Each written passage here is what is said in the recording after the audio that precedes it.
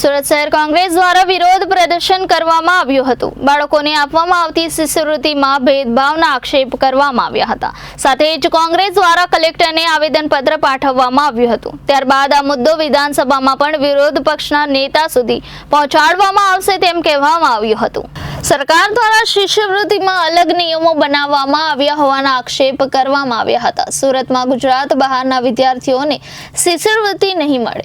વિદ્યાર્થીઓને મળતી શિષ્યવૃત્તિને લઈને વાલીઓ દુવિધામાં છે, ત્યારે કોંગ્રેસ દ્વારા વિરોધ કરી તમામને શિષ્યવૃત્તિ આપવા માંગ કરાઈ હતી। સુરત પાલિકાની તમામ શાળા બહાર વિરોધ કરવામાં આવ્યો હતો। સુરત શહેર કોંગ્રેસ પ્રમુખ ધનસુખ રાજપૂતે કહ્યું કે નગરપાલિકાની સ્કૂલો સામે વિરોધ કર્યો છે। બાળકો સાથે ભેદભાવ કરાઈ રહ્યો છે। ગુજરાતમાં જ્ઞાતિવાદ જાતિવાદની વાતો કરાઈ રહી છે। સરકારના નવા ફતવાનો વિરોધ કરાઈ રહ્યો છે। ગુજરાતી પિતાના બાળકોને જ શિષ્યવૃત્તિનો વિરોધ કરી રહ્યા છે। કલેક્ટરને આવેદન આપી ગુજરાત સરકારને રજૂઆત કરી હતી। શહેર પ્રમુખ સહિત કોંગી નેતા અને કાર્યકર્તાઓ હાજર રહ્યા હતા। વિધાનસભા વિરોધના નેતાને પણ જાણ કરશે, જેથી આવનારી વિધાનસભામાં પણ આ મુદ્દો ઉઠાવવામાં આવશે। આજરોજ સુરત શહેર કોંગ્રેસ સમિતિ શહેરની તમામ નગર પ્રાથમિક શાળાઓમાં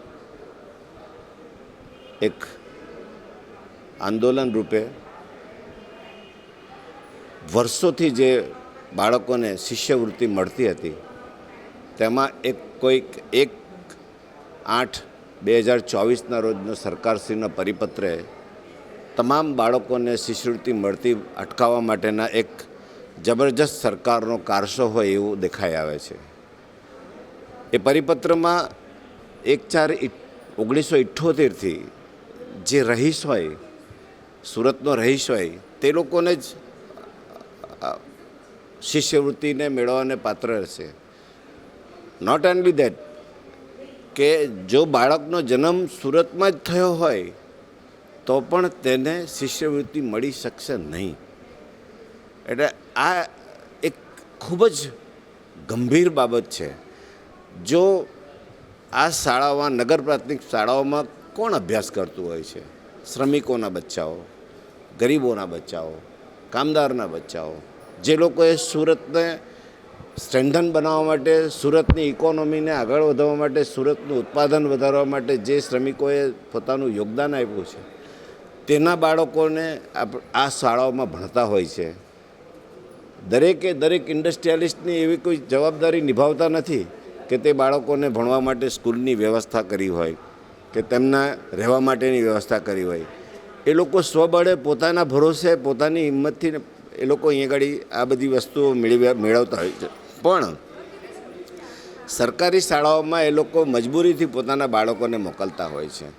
અને એવી શાળાઓમાં આ રીતની સરકાર આવા બાળકોને લાખોની સંખ્યામાં, આખા ગુજરાતમાં લાખોની સંખ્યામાં બાળકોને જો શિષ્યવૃત્તિથી વંચિત રાખવાના હોય તો આ સુરત શહેરમાં આજે 100 જેટલી શાળાઓમાં અમે દેખાવો કર્યો છે, એના વાલીઓને અવગત કરાવ્યા છે।